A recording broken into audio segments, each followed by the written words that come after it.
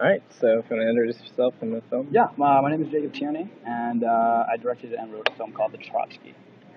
You see what it's about? Yeah, if you could give a quick synopsis. Yeah, because Trotsky is basically the story of a 17-year-old guy in Montreal who believes that he's the reincarnation of Leon Trotsky, the reincarnation of Leon Trotsky, and he's determined to live out Trotsky's life kind of moment by moment, and what we watch him do is try to unionize the students at his high school. Awesome. So my website, I try to analyze leftist themes in film. So if you could talk about a little bit about the political inspiration of the film and how that really played in the writing and the development of the film.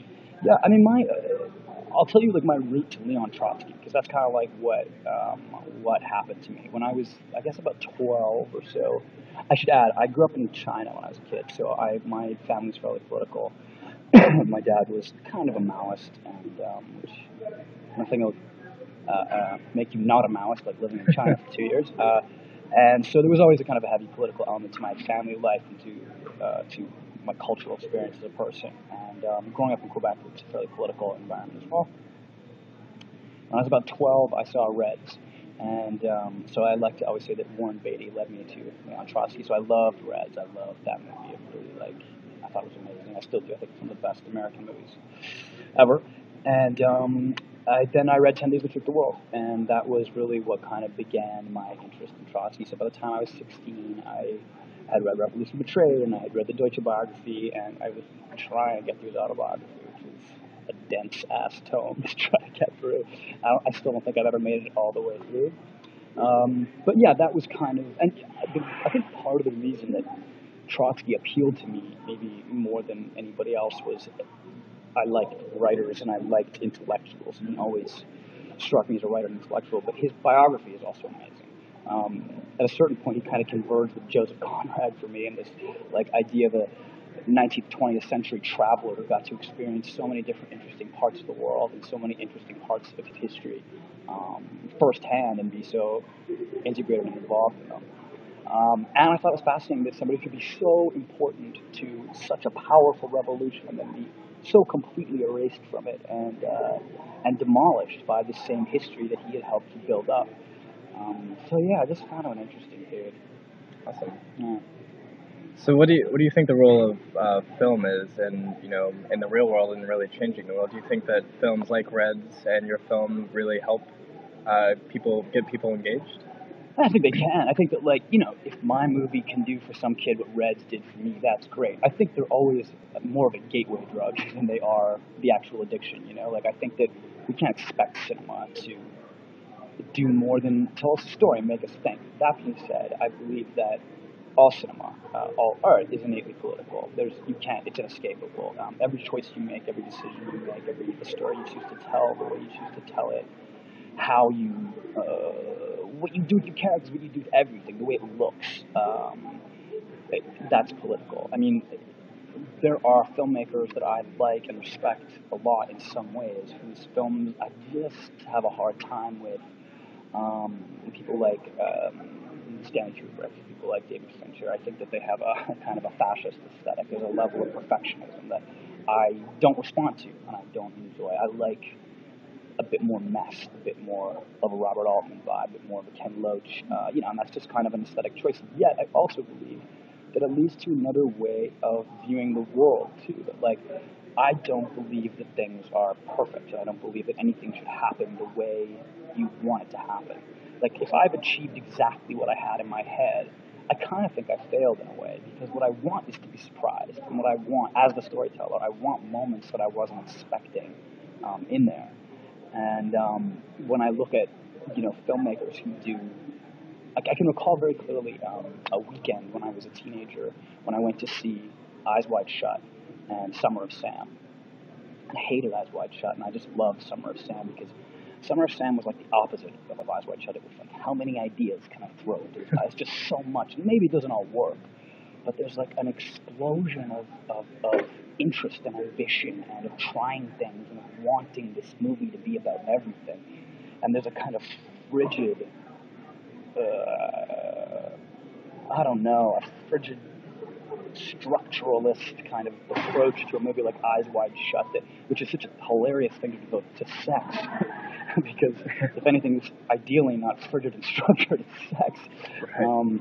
And I don't know, like it was. I remember that weekend as being like a moment for me with movies where I was like, I really respond to this one so much stronger than I do to another, and it's something I try to remember when I'm making my movies, because it's very easy to get frustrated when you're working, you're trying to do something, and it's not quite working out. And then, to be open enough to the idea that cinema's not designed to be a frame-by-frame perfection. Otherwise, I'd work in animation. Like I would, if I wanted to control every last element. If I wanted to be George Lucas, I'd be one of those crazy people that controls like every little thing. I don't know that it should be that controlled. There's, to me, like the largest part of the politics of cinema are aesthetics. Because that's really, most movies don't want to traffic in politics, but they do anyway, whether they want to or not. And that's what I find interesting about them. Cool. So do you think with more overtly political film, what do you think, the landscape of that is right now? Because I know, like, back in, obviously, in the birth of cinema and a little bit more in, like, the 70s, especially, like, French cinema and all that, there was much more, like, overtly political cinema out there. So do you think that, what's your take on the current landscape? I guess, A, in the role of, overtly political cinema, and B, what you feel like films like yours do to help change that landscape? Right. I guess that's a pretty big question. Yeah. I remember there was a time when I found it depressing that the best of a current generation of American filmmakers, a bunch of them are incredibly talented, like people like Spike Jonze, Quentin Tarantino,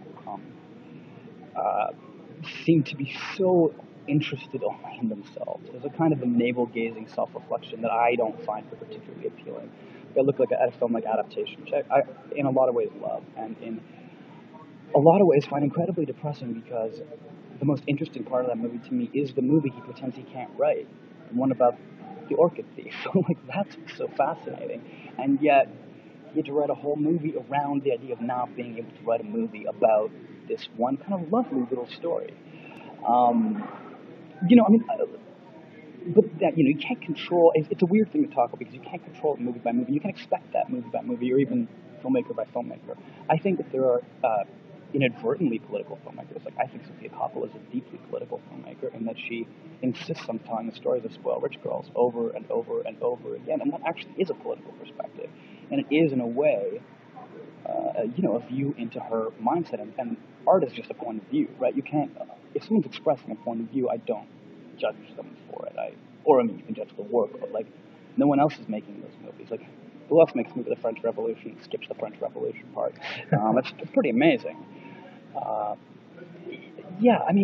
don't know. When I think about political filmmakers, I think about people like Kiarostami and people like Ken Loach, and I think that there can be an enormous degree of success to it. But I also know that if you hold these people up too high, they can also break your heart. Like, the great cinema heartbreak of my life has been Zhang Yimou, who I loved and still love in a way, almost more than anybody.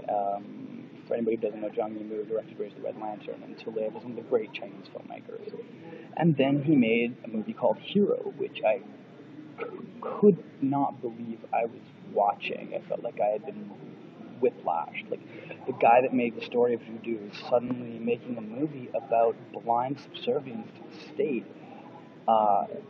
with no joke, no irony, that's the twist. The twist isn't that he's subverting that. The twist is that that's what he's doing. And it broke my heart. And then his next film, called Not One Less, is a miracle. It's like a minor, extraordinary miracle again. And I don't know what it's complicated, because on the one hand there's art, and on the other hand there's politics, and I know that they're together, and yet at the same time, you can't always, they can't always be together, right? I can look at, I think of a film like Vincent Gallo's Brown Bunny as being a deeply political movie. It's like one of the most amazing kind of objectivist right-wing fantasias I've ever seen. The story of a man who travels through America, and the only thing he looks at is himself in a mirror. It's really interesting in that way. By interesting, I mean boring, but nevertheless, if you think about what the difference is between this and, say, Easy Rider, or any kind of conventional road movie, which is all about experiencing either a landscape or a moment with other people or learning something different. And this is about just driving to a blowjob, which is just something. There's politics there, you know. Yeah, and then I don't know. I feel like one of the interesting things about the era that we live in, with big, you know, it's almost more interesting to me to look at big contemporary movies, like big studio films, because I think you get a much more, well, talk about the leftism of Hollywood. It's such a crock, because these are usually incredibly conservative right-wing films that reinforce tons of stereotypes, whether they're gender stereotypes or economic stereotypes. Or, I mean, like Woody Allen movies to me are almost unwatchable now because they're only about rich people. Who has that apartment? You know, who lives that life of like? It's just amazing to me that like. I just remember one of these films, one of the more recent ones, or the last New York ones, where a group of 20-somethings were like, let's go to a jazz bar, and Diana Krall's playing there. Like, oh, just like real life, where you're definitely not dropping $225 to go see Diana Krall at the Radio City Music. Hey, you're just there. And you know the way 20-somethings love Diana Krall anyway, right? Jesus. It's just such a weird, like, old, you know, and with him, do I think he's right-wing? No, but I think that he's trapped in his own perspective, in his own time bubble, and when he tries to tell stories about young people, there's a thing where you're like, I don't know. There's a bit of a disconnect here. But so mainstream studio movies, the advent of 3D and CGI, the opening for storytellers is to get more control and to allow for more precision, if you will, and more specificity. And weirdly, I don't think that's always a good thing. I think that you end up, again, with these incredibly controlled, not that interesting films where there's so much attention to detail and no attention to, I don't know, an actual story or pushing forward any kind of slightly different agenda. You know, I try really hard in my movies not to fulfill gender or sexual stereotypes. So that's one of the small things I feel like you can do, is just normalize different and make it like not that big a deal, or like kind of reflect your own life. Like my high school life was not about jocks and nerds, and it just didn't. I saw that in movies, but that just wasn't the primary focus of what I felt like the kids around me were going through. It was a bit more gray than that, and I definitely wanted to insert that into the Trotsky. Like I didn't want to give him. He doesn't have to rage against a stereotype. He can actually rage against reality, which I think is more interesting. And yeah, just to remind people, because I think we get so used to this idea that what's presented to us by our mainstream culture is normal, that we forget, like, no, your life is actually what's normal. It's not VOC or whatever. I'm clearly dating myself by saying something like that, but you know, whatever the kids are watching on their high school shows now, that's not like your high school. I guarantee is not like 90210. Mine wasn't. You know, it just wasn't that obviously divided. It wasn't that easy, and life isn't that easy. Life is grayer. And so when you want things to be easy, you end up being reductive, and I feel like there's a ton of reductivism in movies. But the thing that I find, I guess, the most constantly kind of punishing is this reinforcement of these deeply suburban heteronormalcy values that I just find a bit overwhelming.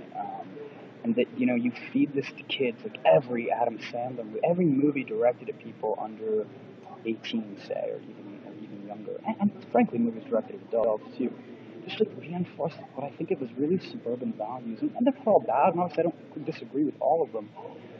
There's just like a level of this is normal that I just don't respond to. I don't find it particularly interesting. There used to be a time when cinema wanted to be about outsiders, and I think that now mainstream cinema wants to be about insiders. Everybody's rich in every movie. Everybody lives in a house that most people don't live in. Everybody lives in a big city and has a job. Like the movie that I just see this summer, that Justin Timberlake Mila Kunis movie, where like she's talking him into, it's like, I really want you to take this job being the artistic director of GQ, and he's like, I don't know. Like, oh, really? You don't know? Like, don't you work in this? It's just so weird that these are the choices. Like, I have friends who are journalists who work in magazines. If I got offered a job like that, they'd be like, are you serious? They'd be like, I don't know. I have to move. Wow, I don't know. I got this mansion in LA, and now I'm going to have a 7-story apartment in New York with blarg all my life. It's just, these are not normal people problems, you know, and I find that normal people problems are much more compelling, I guess, for me. Cool. And I guess last thing, do you think, we're sitting here as there's Occupy Wall Street meetings, I'll show the camera around before I screw it all up, around us, do you think things like this movement may kind of have a trickle-up effect to that kind of, that cultural, because there's a cultural element, I think, to this movement, clearly. Unquestionably. And do you think that that may have a trickle-up effect, maybe not necessarily in, major production Hollywood films, but, films like yours may be able to kind of, yeah, do you think that has that potential? The truth is, I think there's two things here. Like, I hope so. But then I also think that one of the good and bad things about the era we live in is this complete balkanization of the way we ingest entertainment. Like, there's this way, that way. And the truth is, if you want to find things that are different, you have to look for it. Mm-hmm. That's the way it goes now. You're not going to see it at your mainstream movie theater. If you have an art house theater in your community, then great. But even then, it's such a limited number of screens and a limited number of lives. And I've seen movies like, Julie and Julia at an art house theater. It's like, the movie made $100 million. It's not an art house movie. It's a Disney movie, in fact. But so that's not. It doesn't encourage. It doesn't encourage people to think outside of what is being presented to them. But if you care about things like music, movies, same with music, same with books, same with theater, same with art, same with anything, and you just look a bit outside, I think there's actually tons of other perspectives being expressed. Because cinema is now so democratic in the sense that you can make a movie for $10,000, you can make it for $5,000. Like, almost anyone can afford to make a movie if they, garner, put their stuff together. It's never going to be as cheap as writing a book or doing a painting or making music or whatever, but it's still, I find, it's our best form of communication. It's to me, like, the great art form because it incorporates everything I like about it. You get music in there, you get writing, you get art, you get anything you want, you can throw into movies, which I think is really cool. And your point of view can be expressed in a way that is more complicated and maybe more complex than you could have just use one of them. But there's no question, there's a responsibility and a burden on the audience to look and to find things that are not, if you're bored by movies, as well you should be, you just got to find different films. And yeah, it's always good to look at what's going on at film festivals. It's always good to look at, there's cool sites like IndieWire and things like that, and you can find out what else is going on. But I think that the more people just expose themselves to different things, try out other movies. Even steal them off the internet. I'm not stealing any money anyway. So, expose yourself to different points of view and see what goes on. You're not going to like them all. There's a lot of crap.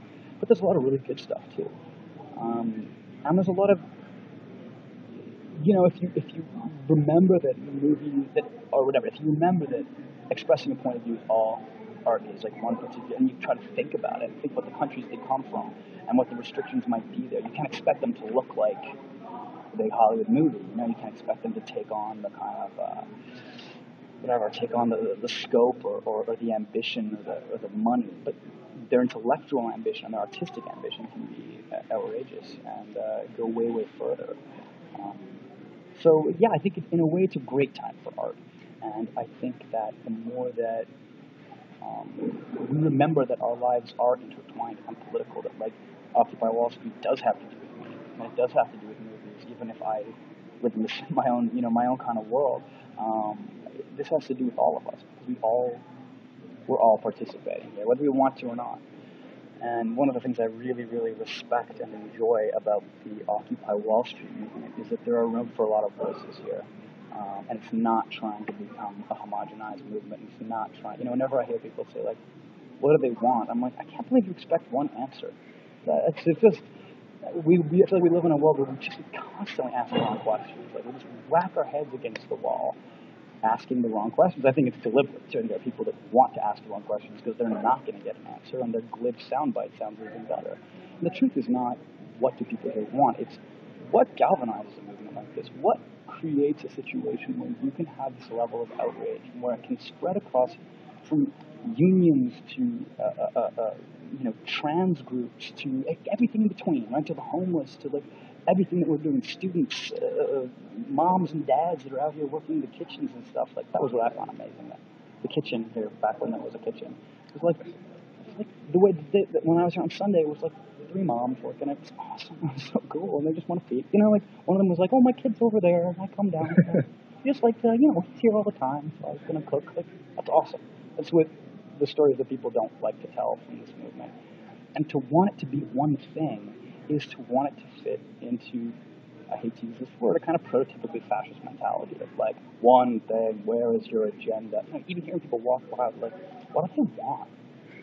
It's like, what do you want? Don't we all? I don't know. We all want kind of different things, right? But I think underneath it all, what a movement like this wants is for a kind of an equality of opportunity that I just think is right on. To disagree with it is to be a bit belligerent, and in the same way that I can't believe I'm about to say this, but that I defended for a while the Tea Party too. It's like I couldn't understand their agenda, but like, does this represent genuinely dispossessed, angry people? Yeah, it does.